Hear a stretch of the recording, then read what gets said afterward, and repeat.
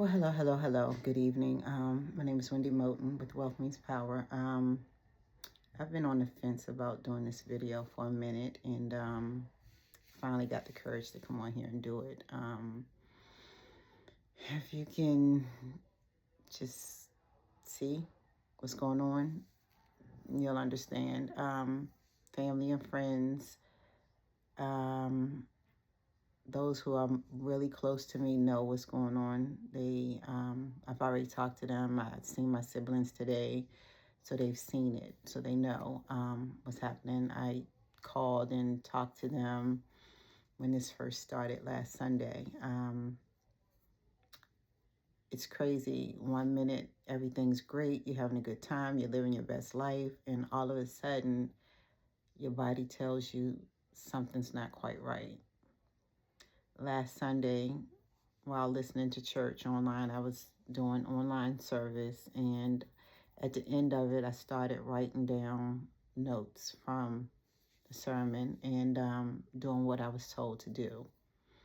And while doing that, I just noticed my eye wasn't feeling right. I knew something wasn't right here.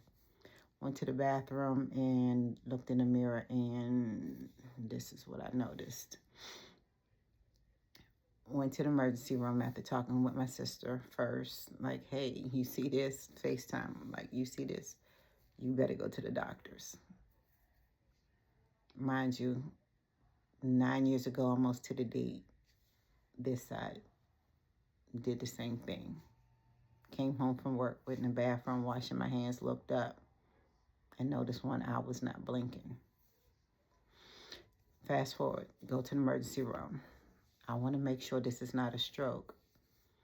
So they talked to me, had me sign in, register and all that, and emergency contact, what I do with educating the community on making important decisions before you need it, setting up procedures and policies and all that ahead of time. It really struck a nerve because this is my second time dealing with this. And what I was told initially was, Ms. Moten, this time it's not Bell's palsy, this time it's a stroke.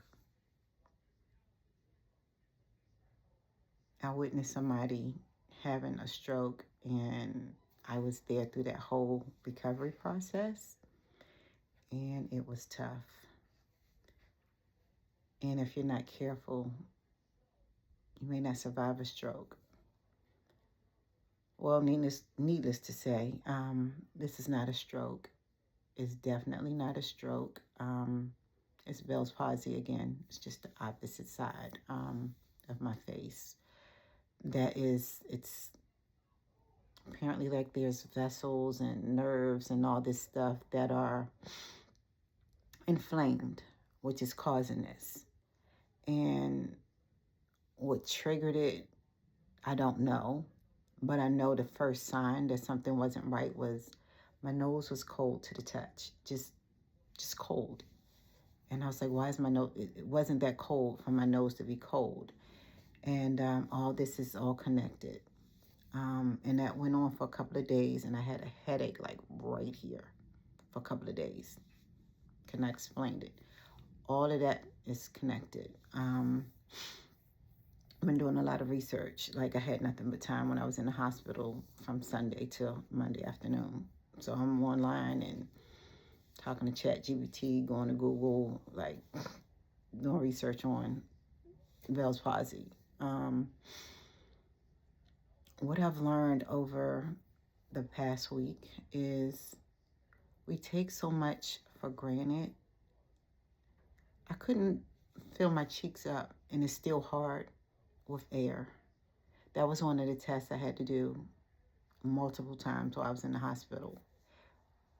Fill your cheeks up with air.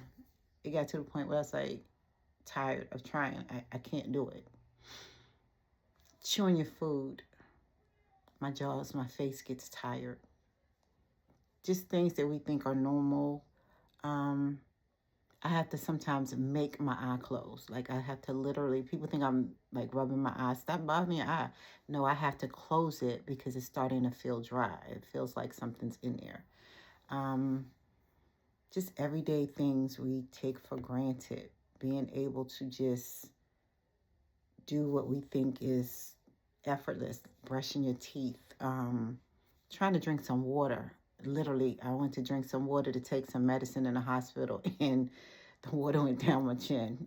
Like, we take so much for granted, things that we can typically do on our own. I remember they told me I couldn't get out the bed to go to the bathroom by myself. I was like, you are not making me dependent on nobody. I'm getting up, going to the bathroom. One lady said something about putting an alarm on the bed. I was like, I caught an attitude. Don't you put that alarm on. I walked in here. I can walk. I'm not gonna, I don't need you to walk me to the bathroom. Like, I got my feelings. But yeah, I understand their concern. I understand and I appreciate it. But at the same time, I didn't want to feel like I can't do certain things independently. I didn't want to accept that. And so I noticed this time I'm trying and I'm forcing myself to go out and be around people, because the last time I isolated myself, I went to work, but I stayed in my office. Didn't want to be around people. Didn't want to see people. I didn't want to have to keep explaining what's wrong. Didn't want to feel like people were staring at me like, what's going on? Sometimes people are insensitive, like, what's wrong with your face? What's going on? And I don't think they really mean anything behind it, but sometimes we have to be cautious about how we react to what doesn't seem normal. Yeah, you can clearly look and see that something's not normal if you know me. But I'm okay. I feel fine. But before I drop this video, I wanted to make sure I touch bases with my immediate family, including my aunt, because my aunt does watch my videos. And I appreciate her getting on my videos, but I didn't want to scare anybody. I saw a few of my siblings. No, I saw the 5 of my mother's kids, 5 of us. We were all together today. We don't do that often. I think we need to do it more often because we're all dealing with things, and, you know, as long as we're all still here, we need to get together and, you know, connect in person. It's fine that I reached out and sent a group text message, hey, y'all, I'm in the hospital, this is what's happening. But to see me outside and see what's happening, like, damn, are you okay? It's tough, but this is temporary. So that's what I thrive on. This is temporary. I know it's temporary because I've been through this before. It's just that they can't tell you, is this going to last a couple of weeks or a couple of months? The last time, I didn't track how long it took, but it seemed like it lasted forever because I was going through it, and I was actually depressed, to be honest. Truth be told, sometimes I have a hard time getting my speech out right now, but truth be told, I was isolated and I was depressed. This time I was like, I'm not going to have me isolated. I had a lot of things going on with the office this week, and I showed up. I kind of pulled myself away from the crowds, but I was there. I was present. I have noticed that other people taking my picture kind of bothers me. I can take my own because I can delete what I don't like. But if it's somebody else's camera, I have no control over that. So that kind of bothers me. Other than that, yeah, I just wanted to jump on and have a heart-to-heart, come clean about my health. My health is fine. They got me walking around with a heart monitor on. It's nothing wrong with my heart. It's not doing anything, to be honest. I done pushed the button a couple times. It ain't doing I got to do a stress test. I understand that. I think a lot of this is stress related. Although I keep saying I'm good, I'm not stressing. Quite often there's things on our shoulders, and although we try to suppress it, it doesn't make it go away. And clearly my body is saying, stop playing with yourself. Let stuff go. I had to catch my words. Let it go, because some things are out of our control. So just wanted to let everybody know I'm okay. I'm okay. I don't know how long this is going to last. I'm going to document this time so I can say, okay, it actually lasted a week, 2 weeks. So far, it's been a week, so it's not 1 week. Tomorrow, legit, it started last Sunday, and it's now Saturday. It's been 7 days so far. I'm hoping that within the next couple of days, I'm hoping that all this clears up and I'm back to myself. I have things that I need to do. I need to go out here and continue to talk to people, continue to help people. I'm just pacing myself. I need to get out and start, just helping people understand the importance of putting a plan in place so that, suppose I needed long-term care. I have a plan in place that will help me out. I do. A lot of us don't, because we think we never need it. This really could have been a stroke. This could have been a long journey of recovery. I have a plan in place that will help me with my final expenses, long-term care if needed, critically, chronically, terminally, these illnesses, a stroke, diabetes, high blood pressure. All this stuff could have me off my feet and in rehab or some type of long-term care facility. I have a plan in place that will help me and my family. I also have a plan in place that's helping me create monthly income during my retirement, tax-free. I understand people like these Roth accounts, these accounts that has one purpose. I have one account with three purposes, the way I set mine up. And I like to educate people on the importance of that. My money is growing with the stock market, but without the risk. I can't afford risk. I've never been a risk taker like that. I've always done the safe thing.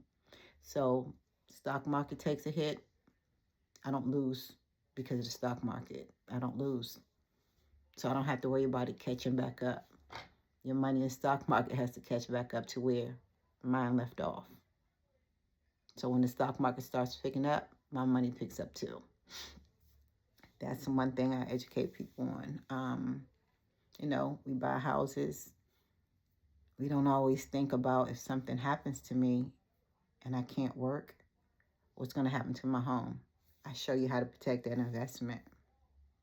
That's what I do as a realtor and as a financial strategist. I show you how to navigate things. What if? That what if can happen to anybody. This, what if, twice. So let's stop pretending that that'll never happen to me. I know people who have cancer running in their family want more people in their family getting a plan in place early. Let's start with the babies. Put a plan in place for them so that you know that cancer and high blood pressure and diabetes run in the family. Put a plan in place while they're little, while they're healthy. Educate them. That's the best gift you could ever give any child. The best gift. All these phones and shoes and stuff that lasts a minute, all these toys that they never going to play with and it's going to end up broke up in the trash. The best gift you can give any child is a serious start on life with putting a plan in place that will grow with them and end up becoming their generational wealth if they treat it the right way. And you have to educate them on that. We educate you, you educate your family. Bring them to us. We'll continue to educate the whole family for generations to come. Y'all, it's so important that we stop playing games with our health and our finances. Every third, second and third Tuesday of the month, we have free online financial literacy. Free. Sometimes we add extra classes. We just did an online class on Thursday, and I want to say that's the first Thursday and the third Thursday of the month. We're doing the real secrets of money. Our habits with money starts with our psychology of money. We just did that class. We just did it. And if you need me to go over that with you, hit me up. I got you. I'll do a one-on-one, because our health, our money, our habits with money, we got to do better. We got to start with the kids when they're little. A lot of what we think, a lot of what we feel, it starts when we're little, because we're getting it from our parents. And they got it from their parents, I guess. And we got to do better. We have to do better. And I know I'm getting tired because I keep seeing and my mouth is if I talk too much, try to eat too much, all that chewing, all this gets tired. So I'm going to go ahead and end this video. It's not a Zoom, it's just a video. I just wanted to come on here and let you guys know what's going on with me. I feel fine, other than when I talk as much as I've been talking. All of this is tired. Mentally, I'm okay. I am okay. It's not anything close to the way I felt the first time I experienced this. So I'm good. I don't want my family to worry. I'm okay. I know my phone is going to ring off the hook, or people are going to be texting me. I am okay, y'all. Seriously, I'm okay. Otherwise, I wouldn't have got on here and did this. But I had to make sure I talked to my aunt first and my siblings to make sure that they knew what was going on. Yeah, first thing they want to know is, are you good? I'm okay. I'm not good because I'm dealing with this, but I'm okay. I can honestly say I'm okay. There's no pain. I get fatigued. I'm tired. And I need to go put some drops in my eyes. And you see right now, it feels like something is in this eye. And me trying to shut it, I have to actually force it to close. So I'm going to say goodnight to everybody. And I will talk to you guys in a couple of days. Have a good one.